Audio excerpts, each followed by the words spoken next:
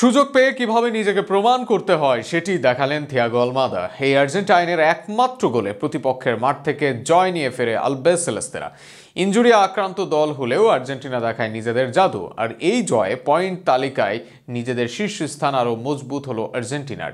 উরুগুয়ের বিপক্ষে আর্জেন্টিনার ম্যাচ নিয়ে বিস্তারিত থাকছে প্রতিবেদনে।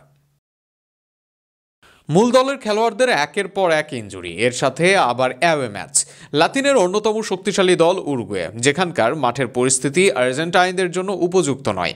এমন এক ম্যাচে তাই যে কোনো ফল মেনে নেওয়ার জন্য প্রস্তুত ছিল আলবিসেলেস্তে ভক্তরা। তবে আর্জেন্টিনা দল সমর্থকদের হতাশ করেনি, বরং 5 মাস পর মাঠের ফুটবলে ফিরে জয় নিয়ে মাঠ ছাড়ে তারা। ডিপলের ইনজুরিতে এদিন সুযোগ হয় প্যারাদেসের, তবে মূল চমক রাখেন স্ক্যালোনি রাইট উইংয়ে। সেখানে নিকো গঞ্জালেজের বদলে সুযোগ দেওয়া হয় থিয়াগো আলমাদাকে। ম্যাচ শেষে সেই সিদ্ধান্তেরই ফল পান স্ক্যালোনি। অবশ্যই এদিন ম্যাচের প্রথমার্ধ ছিল উরুগুয়ের। ঘরের মাঠে শুরুর হাফে 55% বল পজিশন রাখে তারা। এর মাঝে অবশ্য সুযোগ তৈরি করতে পারেনি বেশি দলটি। বিপরীতে উরুগুয়ের প্রেসিং ট্যাকেলের জন্য তেমন বল পাচ্ছিল না আর্জেন্টিনা। তবে এর মাঝে সিমিওনে আলভারেজরা সুযোগ তৈরি করেছেন। এর মাঝে কখনো প্যারাদেস শট নিয়েছেন, কখনো আলমাদা। তবে প্রতিপক্ষের গোলরক্ষক রচেটকে পরাস্ত করতে পারেননি।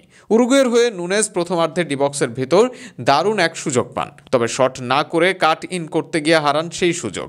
এর বাইরে আবার উরুগুয়ের এক দূরপাল্লার শট দারুণভাবে রুখে দেন আর্জেন্টাইন মার্টিনেজ।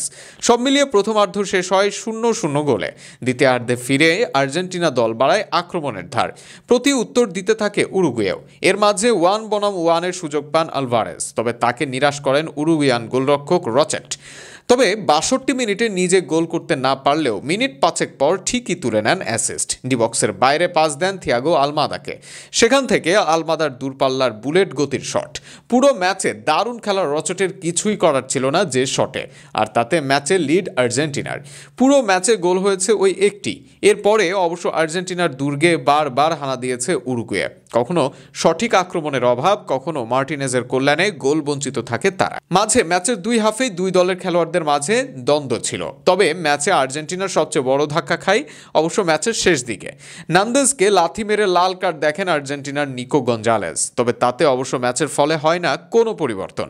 1-0 গোলের জয়ে 13 ম্যাচে 28 পয়েন্ট আর্জেন্টিনার। ব্রাজিলের চেয়ে 7 পয়েন্ট এগিয়ে থেকে তালিকার শীর্ষস্থানটা মজবুতি করল দলটি।